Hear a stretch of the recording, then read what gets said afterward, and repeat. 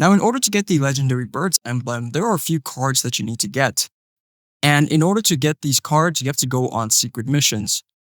For this emblem in particular, the requirements likely involve obtaining the full art cards of Moltres, Zapdos, Articuno in the Genetic Apex expansion. So if we select the first one, Moltres, you are going to need to get this special card which has a rainbow around it, and it must have an EX right after the name of the card. And then if you do the same thing with the other card, which is Zapdos, it also must have a rainbow color around the edges of the card, and it must have an EX right after the name of the card, which is Zapdos. And then lastly, the Articuno. So same thing, rainbow around the edges, and must have an EX at the right side after the name of the card.